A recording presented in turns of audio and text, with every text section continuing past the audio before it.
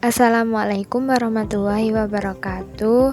Nama saya Azila Nurul Fitria dengan NIM 20040254020 dari kelas 2020A S1 Pendidikan Pancasila dan Kewarganegaraan Universitas Negeri Surabaya.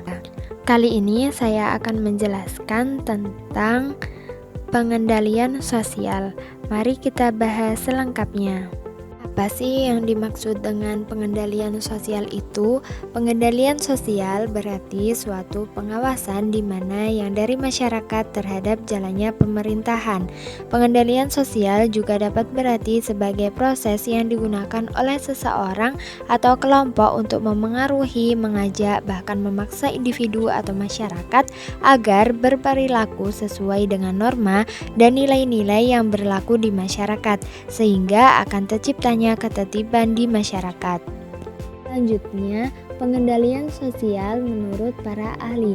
Menurut Joseph S. Rocek dan Asociates menyatakan bahwa pengendalian sosial berarti segala proses baik yang direncanakan maupun tidak yang bersifat mendidik, mengajak atau bahkan memaksa warga masyarakat untuk mematuhi kaidah-kaidah dan nilai sosial yang berlaku.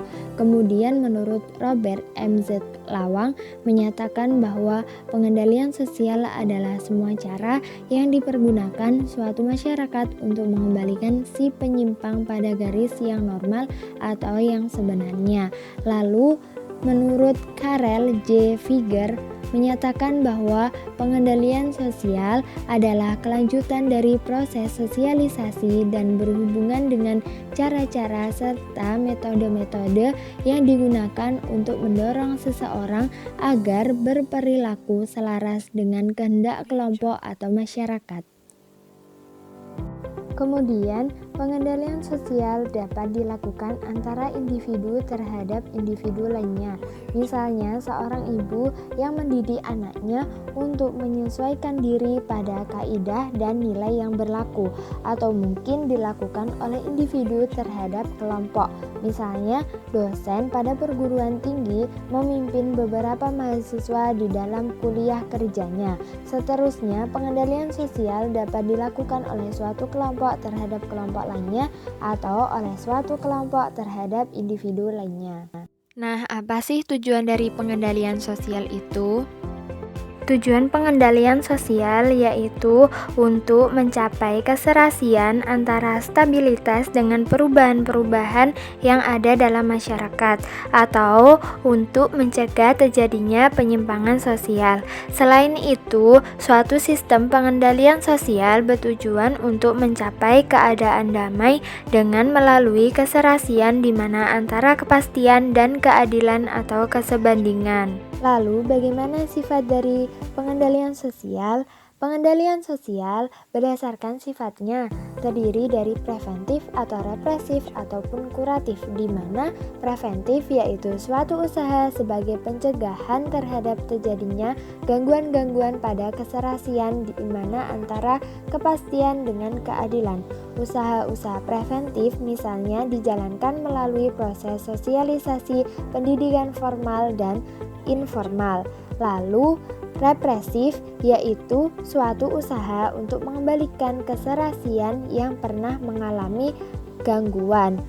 Represif berwujud penjatuhan sanksi terhadap para warga masyarakat yang melanggar atau menyimpang dari kaidah-kaidah yang berlaku. Kemudian yang terakhir adalah kuratif. Kuratif yaitu suatu usaha yang dilakukan sewaktu terjadinya gangguan. Selanjutnya, proses pengendalian sosial dapat dilakukan dengan cara tanpa adanya kekerasan atau persuasif ataupun dengan paksaan atau kursif. Cara yang sebaiknya diterapkan paling tidak juga tergantung pada faktor terhadap siapa pengendalian sosial tadi hendak diperlakukan dan di dalam keadaan yang bagaimana.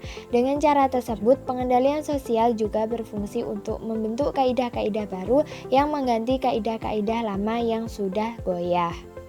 Kemudian, berdasarkan tekniknya, pengendalian sosial terbagi menjadi dua, yaitu yang pertama compulsion, di mana dalam teknik ini menciptakan situasi yang sedemikian rupa agar seseorang terpaksa taat ataupun mengubah sikapnya. Oleh karena itu, dalam teknik ini menghasilkan suatu kepatuhan secara tidak langsung terhadap seseorang. Yang kedua yaitu teknik perfection, di mana teknik ini untuk penyampaian norma yang ada ataupun nilai yang ada itu diulang-ulang dengan sedemikian rupa yang diharapkan agar hal tersebut masuk dalam aspek bawah sadar seseorang sehingga seseorang tersebut dapat mengubah sikapnya. Selanjutnya ada perwujudan pengendalian sosial. Yang pertama yaitu pemidanaan. Standar atau patokan pemidanaan adalah suatu larangan yang apabila dilanggar akan mengakibatkan penderitaan atau yang disebut dengan sanksi negatif bagi pelanggarnya. Di sini akan datang inisiatif dari seluruh warga masyarakat atau yang mungkin dikuasakan kepada pihak-pihak tertentu. Yang kedua yaitu adanya kompensasi. Standar atau patokannya adalah kewajiban, di mana inisiatif untuk memprosesnya ada pada pihak yang dirugikan. Pihak yang dirugikan akan meminta ganti rugi karena pihak lawan melakukan cedera janji. Di sini ada pihak yang kalah dan ada pihak yang menang. Yang ketiga ada terapi. Dan yang keempat ada konsiliasi, di mana kedua ini terapi dan konsiliasi bersifat remedial, artinya bertujuan mengembalikan situasi pada keadaan semula, yakni sebelum terjadinya perkara atau sengketa. Lalu ada ciri atau alat pengendalian sosial. Yang pertama menciptakan sistem hukum, yaitu suatu sistem tata tertib dengan sanksi yang tegas bagi para pelanggar. Yang kedua menimbulkan rasa takut. Yang ketiga mengembangkan rasa malu dalam diri atau jiwa anggota masyarakat bila mereka menyimpang atau menyeleweng dari norma-norma kemasyarakatan dan nilai-nilai yang berlaku. Yang keempat ada pemberian penghargaan kepada anggota masyarakat yang taat pada norma-norma kemasyarakatan. Yang terakhir adanya mempertebal keyakinan anggota masyarakat akan kebaikan norma-norma kemasyarakatan.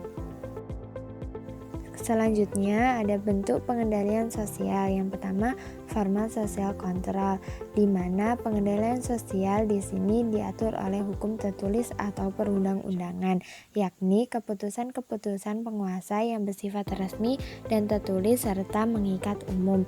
Kemudian ada informal social control, di mana pengendalian sosial di sini diselenggarakan dengan norma-norma lain atau yang bukan hukum tertulis atau upaya-upaya lain seperti pendidikan, agama, desas-desus, dan seterusnya. Sekian dari penjelasan saya. Jika ada salah kata disengaja maupun tidak, mohon maaf yang sebesar-besarnya. Terima kasih. Wassalamualaikum warahmatullahi wabarakatuh.